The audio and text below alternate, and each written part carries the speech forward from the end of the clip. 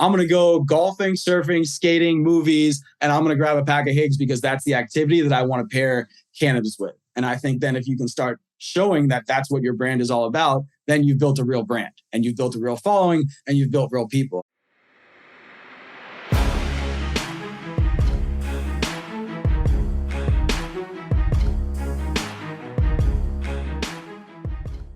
What's up, guys? Welcome back to an episode of The Dime. I'm Brian Fields, and with me, as always, is Kellen Finney. And this week, we've got a very special guest, Oliver Higgins, CEO and founder of Higgs. Oliver, thanks for taking the time. How are you doing today? Fantastic. Thank you so much for having me. It's a pleasure to be on this. Excited to dive in. Kellen, how are you doing? I'm doing really well. Really excited to talk to Oliver, kind of dive into California brands and cannabis as a whole. And, it's just really refreshing to have a West Coaster back on the pod. We've had a lot of East Coasters recently, so really excited. How are you, Brian? I'm doing good. And of course, Higgs does have some ties to the West Coast, but I know he's on the East Coast, or he's frequently visiting the East Coast with some of his future opportunities. So I think it's fair to split that 50-50. Higgs, if you had to choose a coast, West Coast, East Coast. Don't make me do that, because I was born in New York City once upon a time, and not through, my own decision making. I was then moved to Los Angeles around like 6 years old and raised there. So I'm very much a New York City kid at heart. Like, that will never change. But like, I'm a West Coast kid. Like, the ethos of Higgs, like everything about the brand, like, is LA, like, with that, like, still 20-30% like New York City raw, like early 90s, just like everything, our generation appreciated and the next generation kind of looks up to is like what we thought like the 60s were like, this like mythical period. I feel like that's what like kids look at like at the 90s and like, pre-internet cell phone, whatever. I mean, I was just having a conversation with this girl. She's like, oh my God, I can film this at like the clubs in Miami. And I was like, oh my God, in college, I used to bring my like mini DVR camera that they'd like let me film in and then go back to film class and like edit this. So I'm like, oh, aged myself out right there. Yeah, it's pretty wild. So let's talk cannabis. And when did you get into it? How did you find your way into cannabis? So, I mean, smoked my first joint at 13 years old, playing like GoldenEye and N64, summer of middle school. And then that was just kind of like, you smoked weed in California. That was just like part of the, like, what you did growing up. Like, it's not like we didn't like drink or have those kind of high school parties. It was like kind of like a West Coast, mentality. But I was in college, as I mentioned, Miami. I came home one summer, and then like medical California kind of like quickly became like a mainstream thing. Like, I went to this guy, got a medical card, and that day I bought plants and planted them in my garage. And then I grew weed for 10 years as a hobby because it was just like a fun thing to do. Like, you could legally do it, and like nothing better than growing your own stuff. For sure. And then getting started, was there a thought when you're during that period you were going to start your own brand? It was one that just kind of just trickled into fruition? No, again, it was like kind of just like a side hobby thing. And I like from LA, I went to film school. Like, I thought I'd be a director, which I kind of did after college, started my own production company, and like went to go work for an HBO writer in a couple of those shows. And then kind of not like disillusioned by Hollywood. I just like grew up in this world that just felt kind of small, and I wanted to do something else. And it was either like keep making films, maybe move to New York, London, something that's like different than LA, but ultimately, like, I love California. Like, you just can't beat Southern California lifestyle for me. So stay here and do something else. And a friend had opened up a dispensary, so he knew I grew. He's like, hey, why don't you grow for the dispensary and rebrand the store? And then about 6 months into that got shut down. And at that point, I was like, well, I'm full in cannabis. Like, this is what I've always kind of wanted to do. Like, I've been a part of this, whether I've, thought it or not, for so long. And I've started clothing companies before. I had the film company. So like, how can I do that under one banner? And being a joint smoker, I just wanted to create my own product that I would want for myself. So you started growing inside a garage. Like, how quickly did it scale? Was it like one plant inside with like one light? Kind of talk us through the progression of that. It's so funny because like we basically turned my garage into kind of like this like smoking den, like you're away from your parents. It's like that 70s show type thing, like here's the garage where all the bad things happen. And there's this little like 4x4 closet. And I was like, I'm going to grow weed in there one day.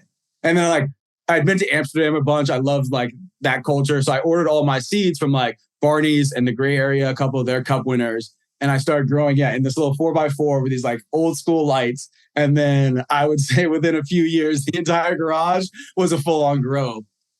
Like had a veg, like inside had the tent for veg, had the double flower rooms, like, like double rooms. When you open up the garage, you're walking through another room. Yeah, it's funny. I actually just destroyed the room recently. Like my neighbors were moving and they had one of those big like cargo type like construction things. And I was like, all right, there's no time that I'm ever going to be able to get rid of all this. So I just like skill sawed and hammered the entire structure and like was throwing like lights and grow trays into this thing. It was hilarious. So it's a real garage again. Ton of history you just kind of tossed out, just working through like an opportunity there.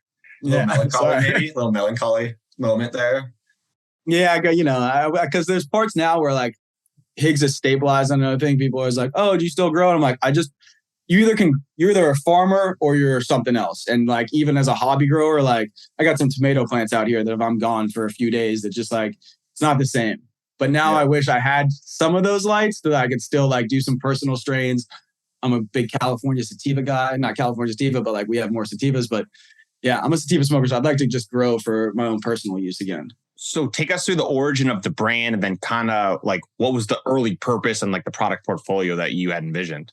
I mean, again, I was a joint smoker, so I wanted something that was like cool, chic pack that like you would put on the table. And it just kind of like serendipitously happened on the design. I was like actually in New York. I was in the Hamptons one summer. I had like a couple weddings out there. So like I just asked a buddy if I could stay at his house. Brought my like skateboard out there. I have like these funny videos of me holding on to like ice cream cart trucks on like 27s at the highway out there. And I met these kids who were like working at like in the East Hampton, the like double RL store. There's like 11 kids living in this old brothel house. And one of these, I was telling this guy about my idea to start like this like joint company. He's like, hold on, I'll be right back. And he comes down. He's like, once a year, one of my buyers from China brings me these cigarettes. I think they're called Harmonization. And they look like a Casa Mi or like a nice tequila presentation. It opens up. There's 4 packs on the top, 4 on the bottom. The packs look incredible. It's like hand-picked tobacco. And I was like, oh, that's what I want Higgs to look like. So the original Higgs looked like cigarettes. I like bought a little single injector machine and in my loft downtown was just like making single cigarettes for 2 years.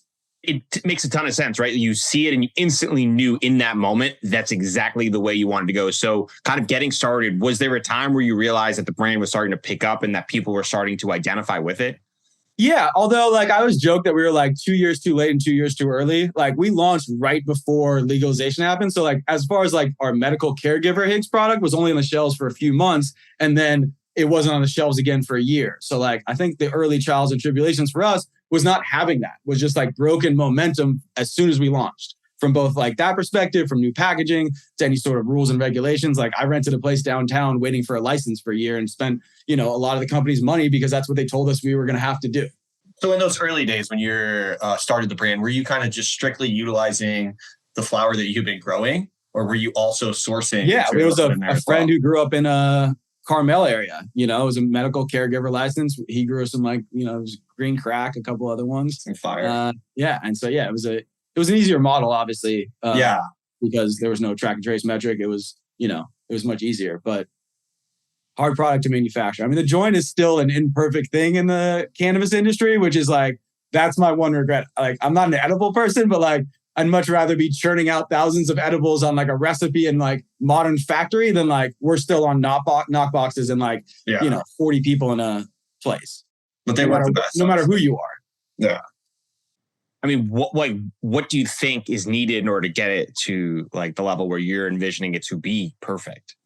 Oh, someone being able to like actually like invest in the CapEx machine, not on a crazy interest rate, not because and like real banking. Like we just don't have that kind of machinery. And it's going to take a lot of R&D. Like the consistency of cannabis isn't the same as tobacco. You can't just like throw it through a modern cigarette machine and it's going to burn the same. Nor do people want like a heavy paper like they do with cigarettes because it's just a different product. So, I mean, you'll find the cheaper stuff will end up being like tobacco. Here's a cheap pack of like low quality flower grown outside. And there's a world for that. And I can't wait for that. But like not what necessarily we're trying to do, which is still like we want to be a premium joint. Yeah, and it sounds like it's hard to invest in that. The paper. Yeah, it sounds like it's hard to invest in something like that because of the fragmentation of the market as well, right? Like a machine like that sounds like a factory and you could probably supply the whole state of California. Or the whole country. I mean, like, yeah, exactly. You talk to any modern distribution company, it's like Coca-Cola. You might have some bottling factories elsewhere, but like you have main distribution hubs that go from one place to the next, and then it disperses from there. I'm not like going to 6 different factories in like 6 different states and countries to check in on like all those procedures and make sure like, it's complicated. how many struggles along the way? I think one of the most fascinating parts for me is like hearing someone like yourself who's accomplished a ton, but also like you got started with an idea and then you kind of just iterated a bunch of times.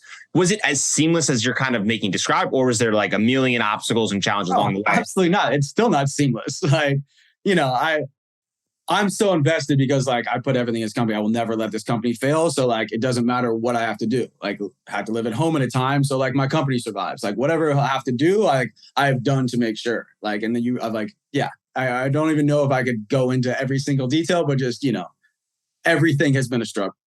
Every little detail of it. And just like, then there's people like don't pay you and we still don't have like good AR. And all of a sudden, you're trying to operate a real company and not getting paid by people that have sold your product already. I think that's the important thing that I always want people to remember is that just because you make a great product and just because you're doing everything right, if people around you who are kind of outside of your straight of like delivering on a good product just kind of screw you, it influences how your business is. And as like a smaller brand in comparison to some of these larger companies, some of these decisions that other people influence on are critical, could kill you. And that's the part that I always want people to remember. It's just how complex the industry is and how interconnected, the industry is from an individual standpoint. Yeah, completely. And, if we don't have a, deep bankroll, like there are months where it's like, okay, this doesn't come in, like, what are we going to do? And like, that's just one of those things that just being a business owner, like problem solving, that's all I do all day of like problem solve. And I think that's probably what my greatest skill set is as like a founder, CEO, whatever you want to call it, of doing that, because it's super heightened in cannabis over, a bunch of other industries for everything we've already mentioned. And like, I'm sure 1,000 more things we're going to mention along the way on this podcast, Do you think that it helps you guys just kind of focusing and keeping your ethos on the pre-rolls and just kind of trying to keep your eye focused on that product that speaks to you?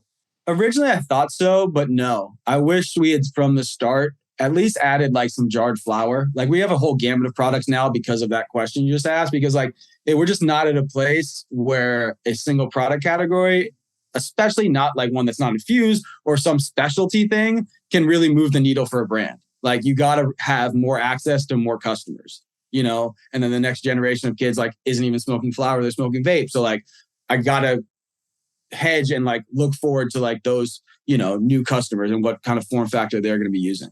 But I think you can say now we're a flower company while still having, jarred flower, pre-roll joints and live resin vapes. Like that to me, then you're still one segment of this. Like we're not going to go to edibles. We're not going to go to beverages. Like, we still are pretty focused, just not as super narrow as you can be in other CPG, industries. Like I think in any other world you can, and that's always been the thing. And all my advisors and mentors, you're like, no, stick to this and be the best version of that. And like some company, like a Jeter, I think has done that very well, but that's still, again, they almost invented a new product category in a place in California, which made infused take off worldwide. Like all of a sudden, 40% of joints were infused in California, like overnight. And then the entire world adapted to that. So like, there's special circumstances to these. I think it's 710 Labs. But again, you're creating a product segment that then you have a leg up for 10 years. I think it's like why Wana did well. As much as you want to say I love California and being from here, I would have never wanted to start a cannabis company here.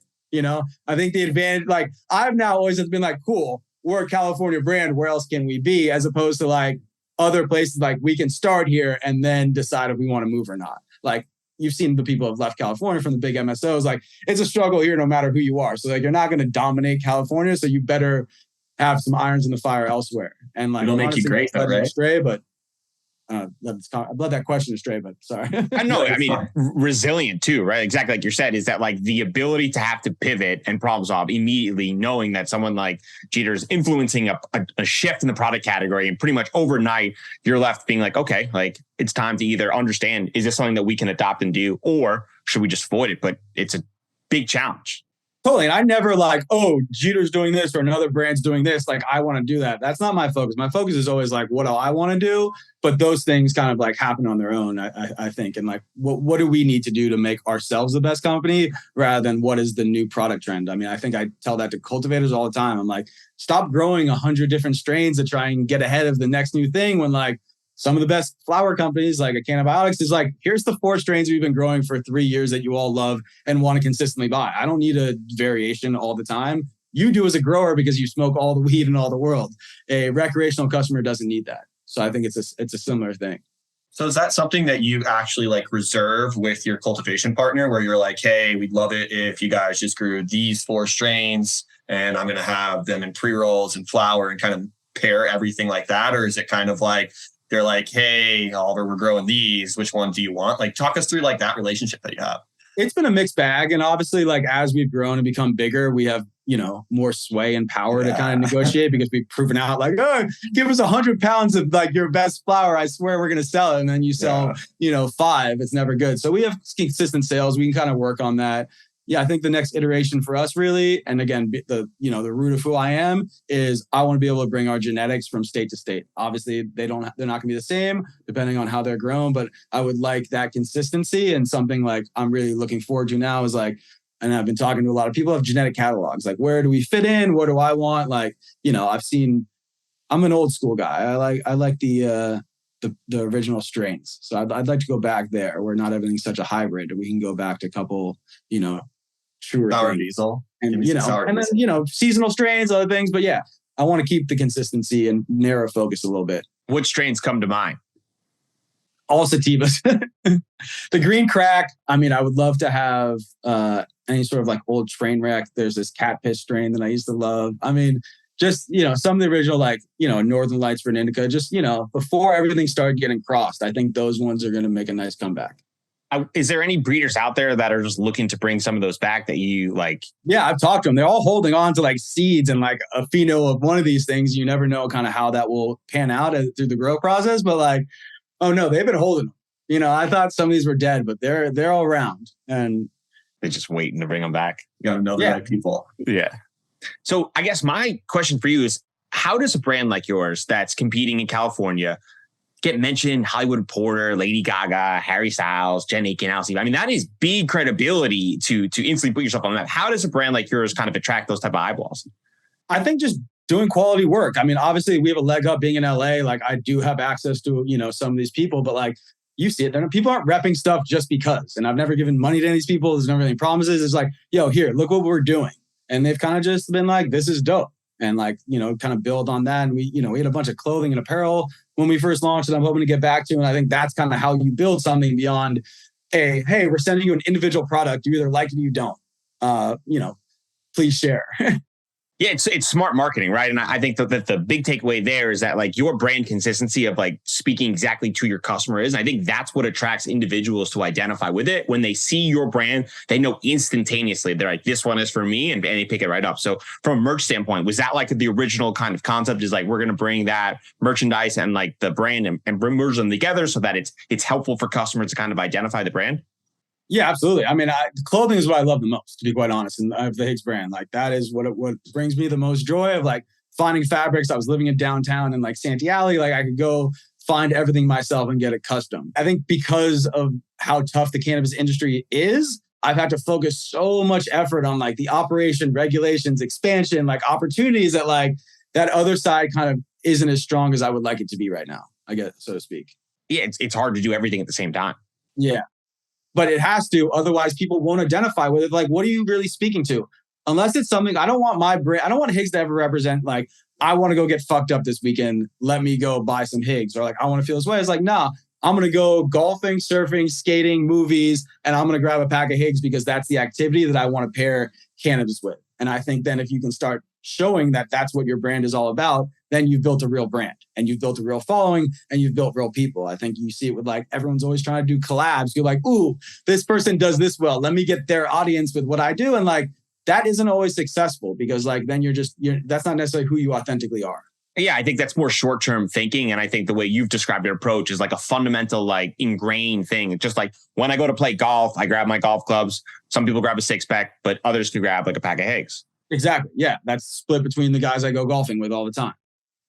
How many iterations did you guys go through to like come up with the logo and kind of how clean it all looks? And it kind of touches on all of those points that you just mentioned in terms of it's not too loud if I'm like going to be on a golf course, right? Like it speaks to all of those things. So like, was it just like the first iteration or did that take some time? Like how long did it take you to come up with that? I mean, the logo honestly didn't like once we got going. I mean, I built those first boxes. Like I would build the prototypes by hand with like an X-Acto knife and super glue and like went to the art store and like I've built probably 40 to 60 of those. And then I would stamp them with an O stamp. I built different colors. And I just like figured out what the size was on like that. And then I sent that off to a factory and I was like, can you make the cleaner version of that? That came back and I was like, okay, we have something here. And then my first hire was this girl, Hannah Chung, who I absolutely like adore and like help create Higgs with me. You know, she can like mine my brain and add her own value as designer to everything we've done. And we just kind of sync up of everything we wanted. Like the color palette of being like an early 90s California color palette mixed with just like a minimalist, simple design. You know, I don't want it to be like cannabis in your face. That was never what, you know, was going to elevate cannabis into the next stratosphere of the mainstream consumer of like loud imagery or like, you know, everything we saw from the counterculture that I love. But it screams, and I think like the comforting fact for me is like it does scream the 90s, and that brings me comfort, and that's just not there anymore, right? Everything has evolved. Most brands, I shouldn't say everything, most brands have evolved to like a new consumer preference and have tried these new tactics. And seeing yours just, I guess, is kind of retro now, thinking back on it, which is odd to say out loud. No, yeah, I mean, I think we just got kind of lucky, you know, like just like people gravitate to the logo, and it's not just because of the pack, like. I put them on, like the clothing was successful and like those people you mentioned before, because we're like, this is just cool. And like, you can't ever know when something's gonna be cool or not. You can say, you can think, but like, you don't know. And it's been received very well. And so like now I know the framework to work in. Like, I don't need to go so crazy. Like there's base backgrounds with different, you know, it's a 2-color, 3-color palette. And it must have to be on the pink and blue to other fun things. Like our packs are different colors. Like, you know, we can do a lot of different things within that range. It must have been pretty validating though, to like position yourself as a brand that's a little different than everyone else. And then sort of get the feedback and the eyeballs from some bigger celebrities. Maybe that didn't influence you much, but just knowing that it was resonating with certain people and connecting with the type of audience that you're looking to deliver on. No, it's super cool. And like people have asked me like, what separates your brand? I'm like, it's the packaging and brand. Like, I don't know how else to say it to you except for these. Like, I have all the people telling me that's why they're buying the product. Like, I'm not telling you this. Like, this is why, and like, I can't tell you anything different. But that's like what a brand is, though, right? Exactly. It's like that's why I don't know why they want a different answer every time. I'm like, why are you buying that handbag? Why are you buying those shoes? Why are you buying anything? Because you think it looks cool. Or like, you know, it's not usually because you saw some celebrity wearing it. That's not how most people really do. That helps elevate whatever you're doing. But there has to be a general, like, I see that thing in a window and I want it. Right. And that's just like the naturalist way. And that's my favorite question when I ask people when they walk into like a dispensary or even a CVS or a Target, like, and they buy a product surrounded by 100 different options. Why did you choose that one? You didn't know any of them. Why did you choose that one? They're like, I don't know. I knew nothing about it. And then hopefully the quality is good enough. Right. Then you built a loyal lifetime customer. And that's like my job is like, okay, cool. I know people like this brand. I better fill it with some very quality stuff at a good price because otherwise they'll never buy it again. And then it's just a pretty box with bullshit in it. Speaking of the product that's inside of it, it's outdoor flower. What was kind of the motivation behind going the outdoor route, right? It's not outdoor. I mean, it's honestly everywhere correct, it's right? A little different. So in California, it's greenhouse because I think they can do light depth greenhouse. I think that quality and the farm we're working with Possible, you know, who's growing some of the best, you know, flower, I think in the state, regardless of method, you can reach that equivalent in California. Like you can grow 90% of the US's agriculture there. Yeah. Michigan, we grow indoor because I want the quality to be on that same level, but they can't grow the same quality outdoor light depth that they can in California. And then, you know, as you expand to Canada, you know, each operation we talk about, I don't have the luxury of having a main distribution hub. Otherwise, it probably all would come from California, be way cheaper and distribute all over the country and the world. But like a normal, everywhere you go, where do I want this, you know, maintain my quality of standards? So I do have those customers that want to come back and don't feel like they're getting ripped off. Like, feel like a sheet that you like give out when you like partnered with your cultivation partner in Michigan, where you're like, hey, the flower has to check these boxes for us to use it in our product. Like, how does that whole conversation go? Honestly, that's been a lot dictated by consumers, to be honest. Okay. Like when I don't think you've seen these social smoke brands work because like the consumer just doesn't want it. So then you do have to put certain thresholds of like THC percentages. Like I can't sell something for 16%, guys. Like, so that can never go in. You're gonna have to do something else with that. So it's more of those like weird synthetic ones that like aren't necessarily like I need to smell like, you know, strawberries and whipped cream. Like I need to hit certain numbers. So when that consumer does like grab the Higgs pack and then like, ooh, this is cool. I want this. I don't want that anymore because it's THC. Or like, ooh, I do want that because, you know, That makes is sense. a relevant value that someone's told me. Is there certain strains when you go to Michigan, for example, do you meet with a grower and do you get to try 5 or 6 different strains and go, this one is the Higgs one, this one, not right now? How does that work? That's obviously still one of my favorite processes. Yeah. There's not a single Higgs that I haven't, like, of the flower that I haven't tried personally. Yeah. And there will be a day where I think that can't survive, but as far as it's been, I've pretty much sampled everything. And like, I've picked within their range of what I want it to be. You're a true scientist. Yeah. No, not scientist. I'm an entrepreneur. Yeah. Is there been a strain where you've tried it and you're like, this is awesome, but it doesn't fit under the Higgs brand? Yeah, of course. Like, even our indicas, I don't want that to be a heavy, sleepy indica. So if it's like hitting me and I instantly want to go to sleep, like, that's not for my consumer. I want that still to be someone who wants to be, like, not necessarily active, but like doesn't need a cerebral head high. Because that's why I was smoking indica, but also isn't using it for sleep. There's so many iterations of cannabis and all the cannabinoids of what it can do for someone. Like, I try and focus, like, in California, we actually have like a main title of like Uplifting Sativa, Happy Hybrid, and Carefree Indica. And then underneath that, I'm going to tell you what strains are in there or what makes up that strain. So we have a little bit of leeway to kind of tell you, but it's fitting in with this like overall parameter of a feeling I want you to have when smoking it. How much does the paper affect the kind of experience of the flower? Is there some flowers where you're like, hey, this is awesome to smoke out of a bong, but when I roll it in a joint, the paper kind of affects the taste a little? Is any of that kind of stuff occur? I think that's personal preference. Like, Okay. I haven't had a bong in like 6 years, but like, I was fondly on my days of when I used to smoke bongs. Again, I'm a joint smoker. As we talked about, like, that paper does make a difference. Like, I'm a like elements person through and through because like, I think that makes the weed taste the best, And so again, when we talk about not putting weed in cigarette papers, it's because like, no matter what, you're going to taste that paper. I don't think cigarette people care because you're like, they've perfected that, but not cannabis people can't be just like sticking flower in dark white. Like, even those are even like darker than those like orange zigzags that like were the original papers only.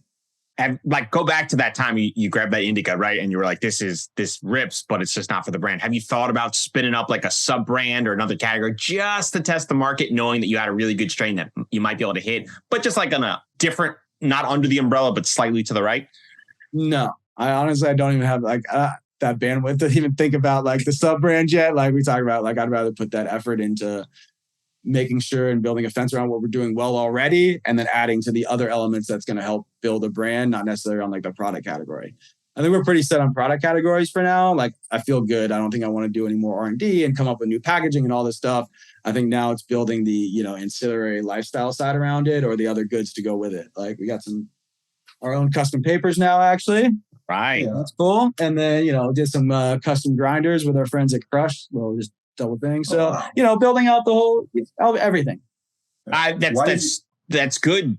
Like, focus on the North Star, right? Because it could be very easy when you try that product to be like, oh, this is fire. I'm just going to spin up a new brand. I like doing this. I can definitely create it, but it's good focus to double down on what you're doing best. And I give you a ton of props because that's not an easy decision to make once you try that strain that is good, but it's just not fitting underneath your umbrella. And I think it's the same thing we talk about of like chasing other brands and product categories and being like, oh my God, everyone's doing edibles. What's making edible? And then you're spending 12 months trying to perfect a recipe and that. And by that time, maybe someone's on other things. So yeah, I think you can get lost trying to chase people. Like, I'm not here to chase. I think I'm just trying to just whatever. This is what I think is like in my head and in my brain is like an artist that's trapped in a businessman's body, or like vice versa, to like give to the world. Like, truly, that's like what the whole approach is.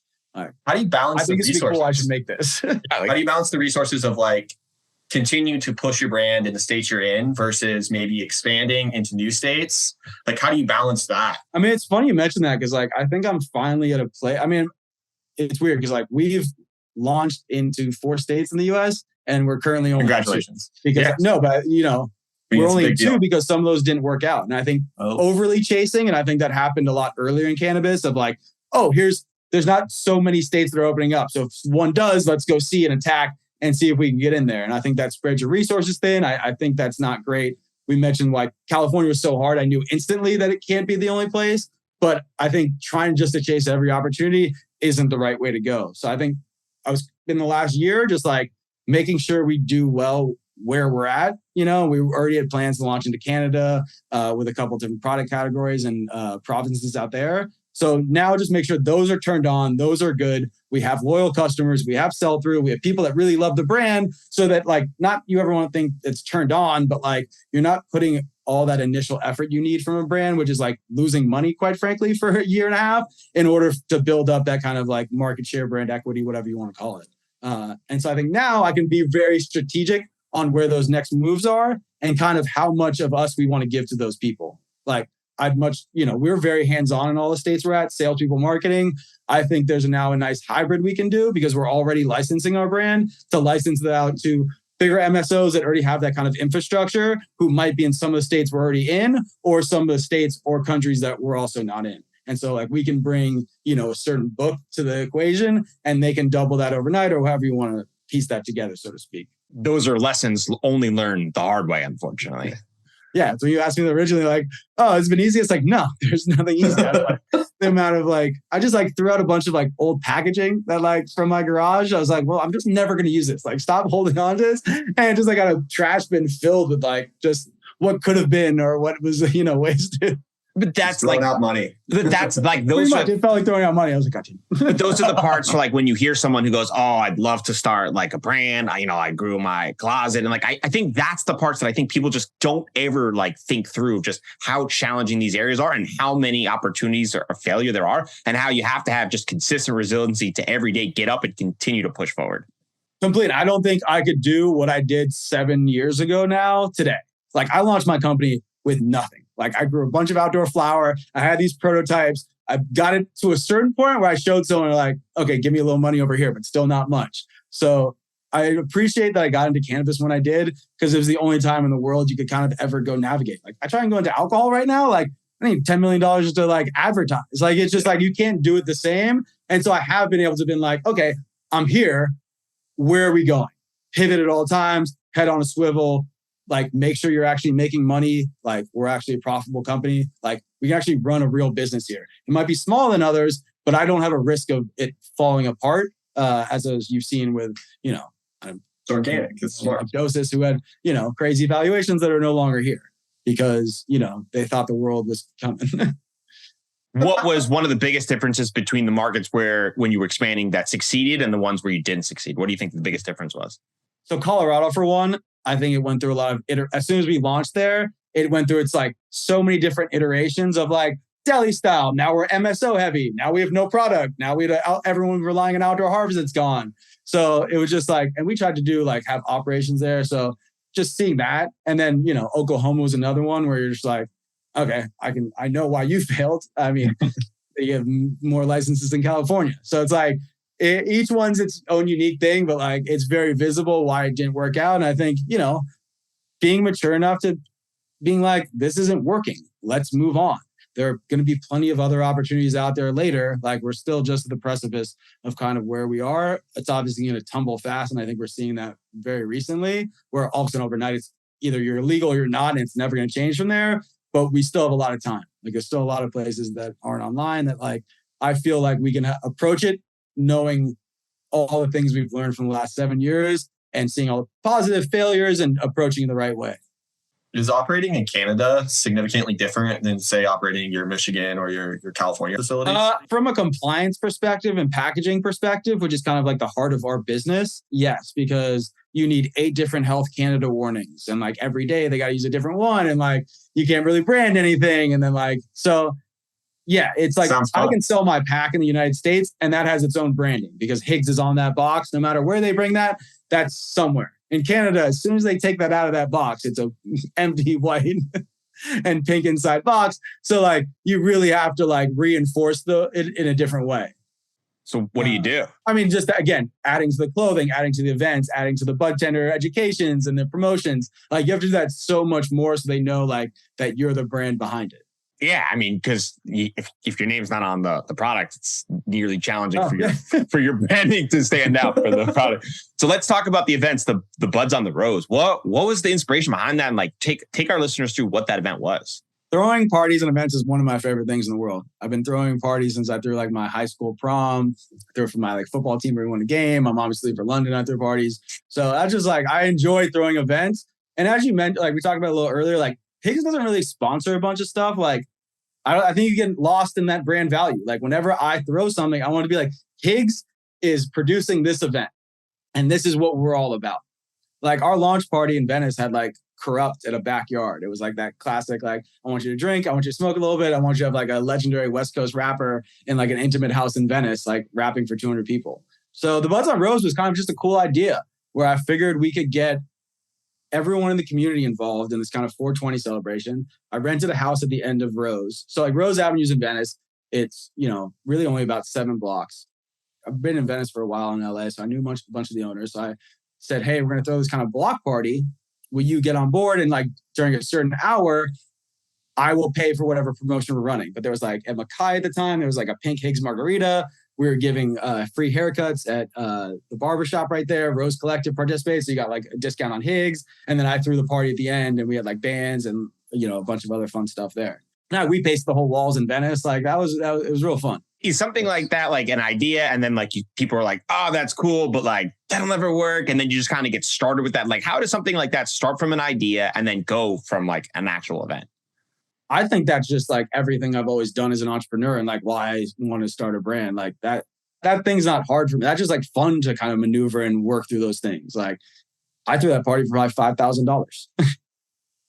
You know, I threw a massive block party for no money because of like understanding what people want and like how to build a cool event that gives something back to the people, the community, and the businesses. Like it's not an isolated, it's all for us. It's like, how can I make this whole world fun? How, even if I have a house party, can I have little areas which is like little like tucked away treasures? And like that's always been like kind of the ethos of any sort of good event, I think. Yeah, and I would imagine that the eyeballs you got from that are well worth the $5,000 you saw, because from a brand equity and standing point, like people saw the name, they registered the name, and they had a great fucking time, which delivered on that kind of that emotional feel that people have when they go to select a brand. They go, I don't know why I know this brand, I want this brand, but I just feel that. Completely. And I only mentioned the money because like it should have cost us $200,000. Yeah, you know? Yeah, for sure. That's what I was thinking. So it's like, yeah, building communities. You know, everyone always talks about that. I want to build a community. But like, you know, yoga, you know, on a beach isn't building necessarily like a community. You got to do it on a bigger scale, I think. I think some people are more scared or hesitant to try to take on that challenge, just knowing like what you said, it's fun for you, right? And it's easy for you to do because like for you, you're like, well, I'll just find out what this person wants and I'll provide them value for that, which I think a lot of people, most people struggle with that area. They see a challenge and they're like, well, it's too hard. I'm never be able to pay that person enough for letting me do it. Instead, you're like, hey, this will be helpful for you. What do you think? And they're like, this makes sense. I'm in. Yeah, absolutely. And, you know, I guess because of how challenging cannabis is, like all these other things that I'm doing are very challenging, don't get me wrong, but they pale in comparison for like the everyday struggles over the last 7 years and just like making sure we still have a company every month. For sure. Have we done any other events since? I don't think quite on that scale. That was also like right before COVID. And then we kind of just like lost that. I think we're kind of picking back up. I have different focuses of kind of what I want to do. I won't kind of mention here, but I got some fun ideas of kind of these little satellite pop-ups that I'm going to start doing everywhere. That I can bring some value. And then we talk about clothing. There will be a Higgs Invitational Golf Tournament this spring for the launch of our first capsule collection. So there'll be some news coming out in the next few months about that. So excited about that clothing drop and just like that whole event. Because that's just like, that's a cool event to me. And that's like, you know, structured within a, you know, area. Like that's easier than throwing a block party. Do you want to share more about that? As the details come, hopefully this is just the first thing. If people want to end up reaching out or, you know, they hear about this and there's something they want to get involved with, open ears. But yeah, it's far enough away that I don't want to kind of mention anything just yet.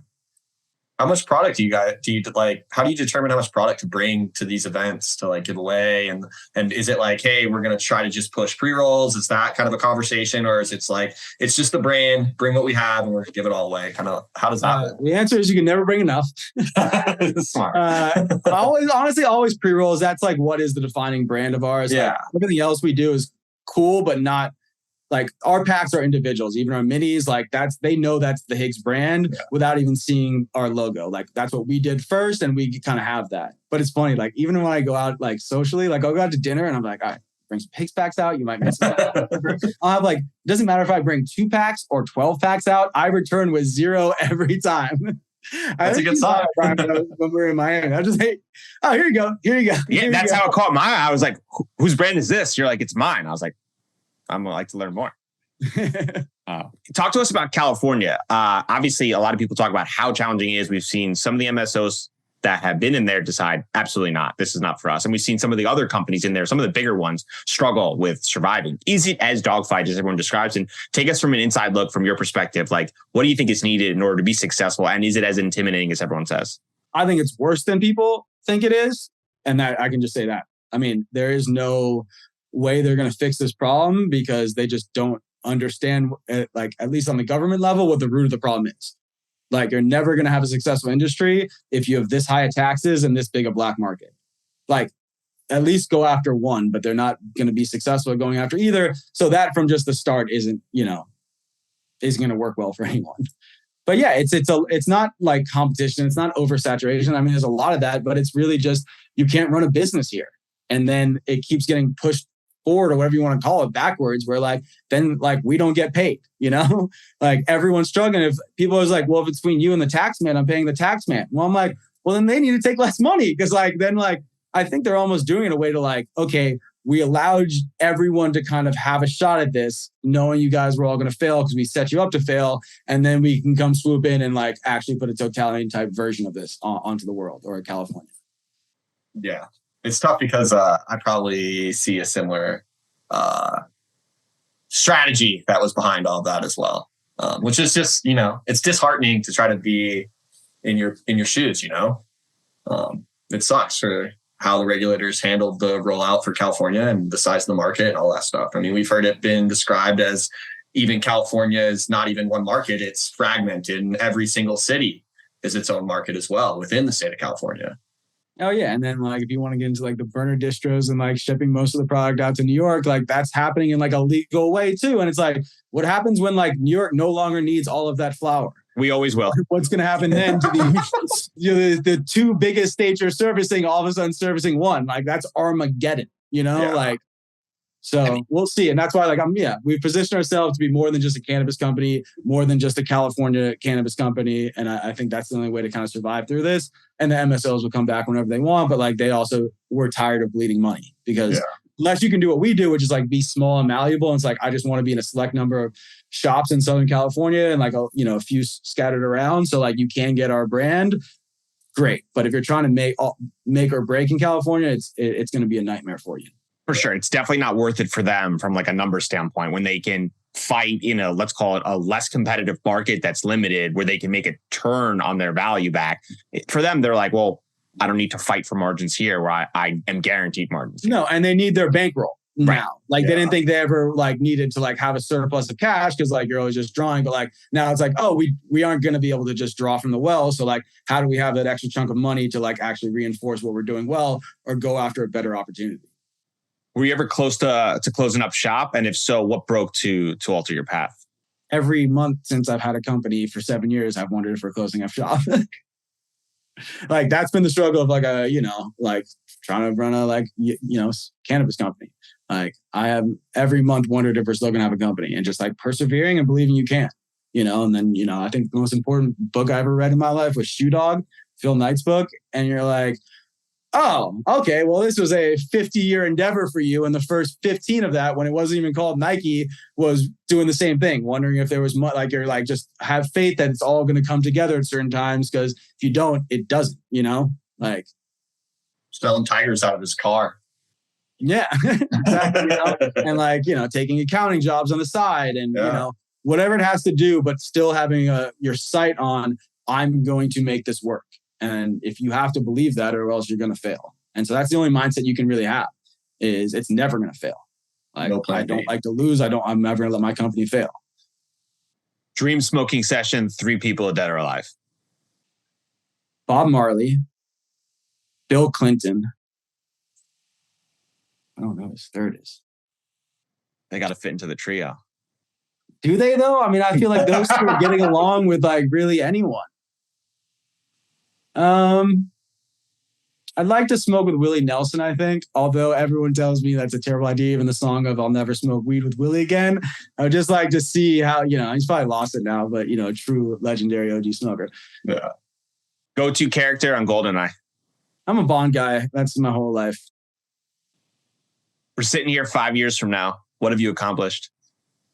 We've launched, we've launched a bunch of clothing collections. We're in, hopefully a couple different countries. We're in my home state of New York. Finally, we're in my home alma mater of University of Miami in Florida, just kind of places that I just want to be where I want to live too. So if I can just keep expanding to places that we sell, just keep going along that, we keep doing what we've been doing and, we've built something that people respect and that they like. When you got started in the cannabis space, what did you get right? And most importantly, what did you get wrong? I got right on the thinking of where we wanted brands to go. I got wrong on how that was going to go, or just that cannabis was going to be much harder to advertise from a third party perspective than anyone realized. Even if you're authentically a stoner, smoker, whatever you want, people aren't necessarily following you. So that makes sense. That's why I don't think any of the celebrity brands have kind of done well, because it takes a lot for someone to be like, oh, I want to do this just because that person's doing it on a product like cannabis. It works for every other product except for cannabis, weirdly. I think it's not authentic is my guess. And I think they don't have that ingrained in them. It doesn't feel like that natural approach when you see them with the product. That'd be my guess on why. No, I agree. I think so.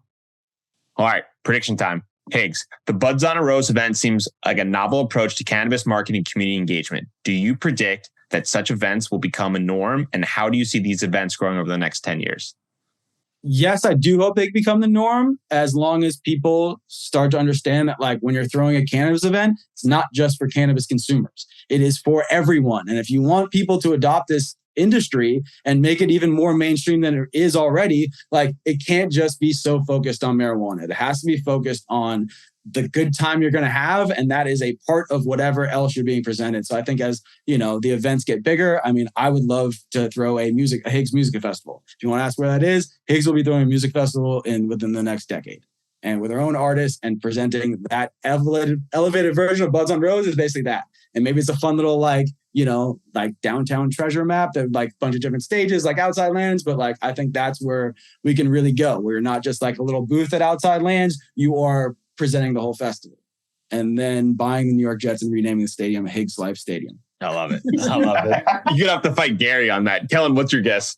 I'm gonna kind of piggyback on what Higgs said, but I think that instead of it being cannabis companies throwing cannabis events, I think you're gonna see events in general start to incorporate different form factors of cannabis into any event that you see, right? So if you go to some conference that has nothing to do with cannabis, there's going to be options at the event to partake in both cannabis and say alcohol. So I think that that's kind of going to be the progression of quote unquote cannabis in events.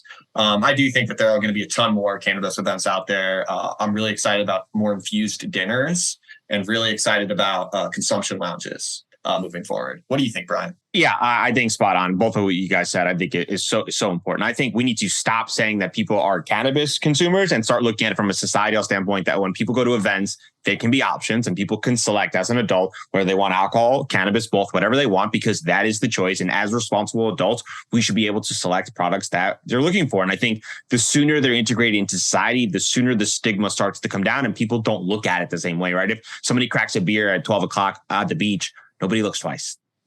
And I think we're approaching that where someone can do that with some sort of cannabis consumption and people just will assume it's the same way, they're relaxing, and the expectation will, hopefully that'll be before 10 years, but I'm excited for that music festival. Yeah, me too. Higgs Stadium is what I'm excited for. That would be sick. So Higgs, our listeners, they want to get in touch and they want to learn more about the merchandise and some of the events. Where can they find you? Start following @Higgs on Instagram and you'll start seeing some of these drops, some of these events that are going to start coming out, that golf event I talked about. And it's the best way to get access to us. You want to email me, Ollie@Higgs.life. Awesome. We'll look at all the show notes. Thanks for taking the time. This was a lot of fun. Thanks, guys.